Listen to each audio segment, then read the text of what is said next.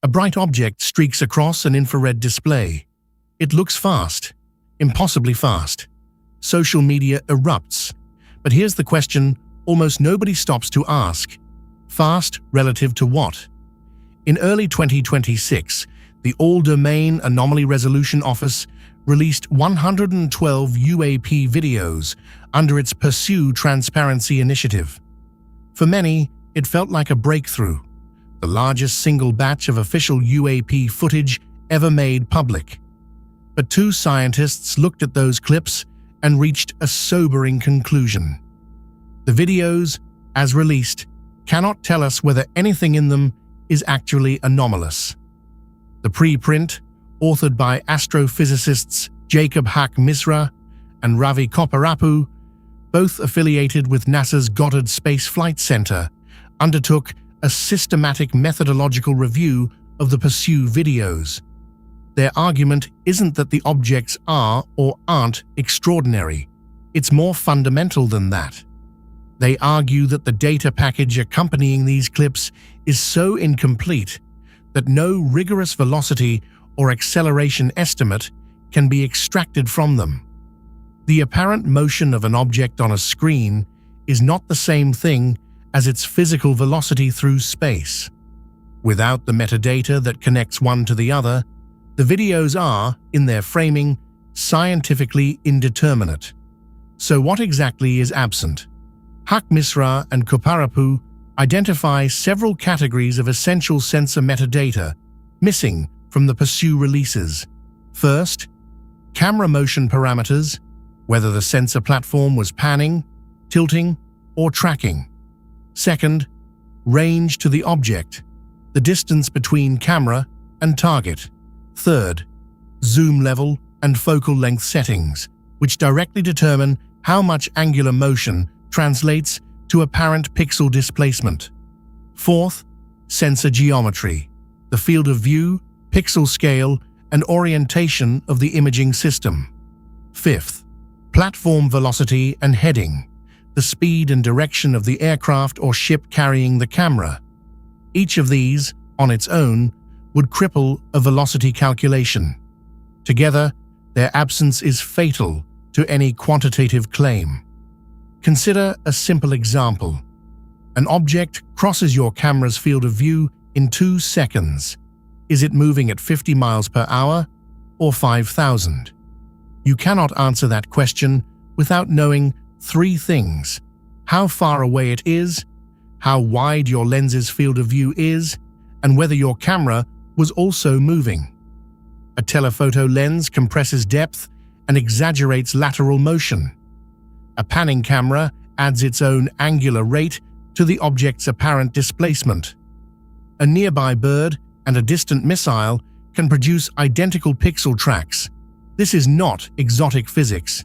It is undergraduate optics, and it is precisely the ambiguity that the PURSUE releases fail to resolve.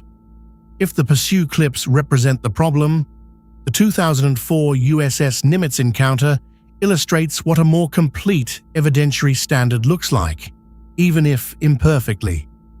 That case combined 3 independent data streams: radar tracking from the USS Princeton's SPY-1 system, which recorded objects descending from approximately 80,000 feet to near sea level in seconds; infrared footage captured by Commander David Fravor's FA-18's ATFLIR pod; and direct pilot testimony from multiple trained observers.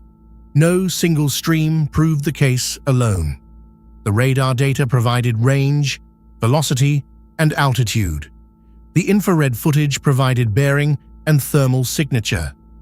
The pilot testimony provided behavioral context. Together, they permitted, though did not compel, the inference that something genuinely unusual was present. Haqq-Misra and Kopparapu's analysis implies a minimum evidentiary threshold for any UAP video to be considered scientifically probative. At the base, full sensor geometry, focal length, field of view, pixel scale, and sensor orientation must be documented.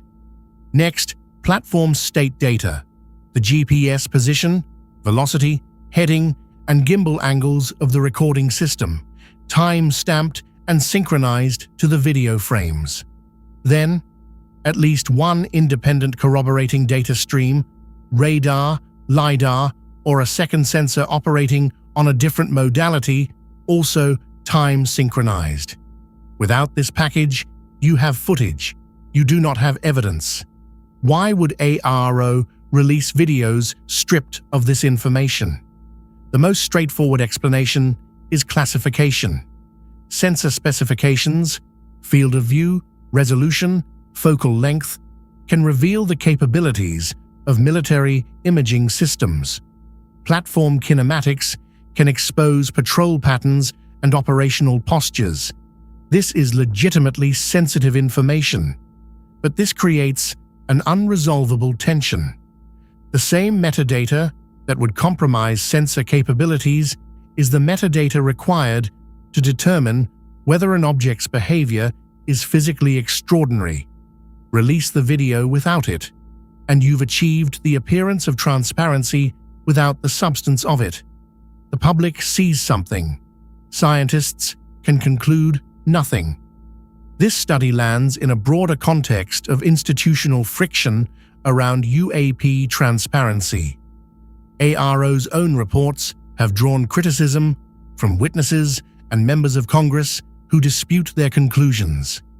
The 2024 Historical Review found, according to AARO, no verifiable evidence of extraterrestrial technology, a finding challenged by whistleblowers and some legislators.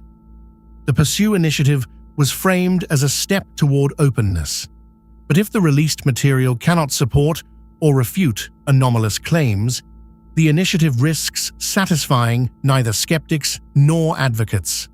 The Haqq-Misra and Kopparapu preprint doesn't take a position on what UAP are. It takes a position on what constitutes adequate data to even begin answering that question. The lesson here is deceptively simple, but critically important. Apparent motion is not velocity. A video frame is not a measurement. And transparency without metadata is theater. If Congress, AARO, or any future oversight body wants UAP footage to carry scientific weight, the standard is clear: synchronized, multi-sensor data with complete geometric context. Anything less produces debate, not knowledge. The sky may contain genuinely anomalous phenomena. These 112 videos cannot tell us, not because the answer isn't there, but because the data to extract it was never included.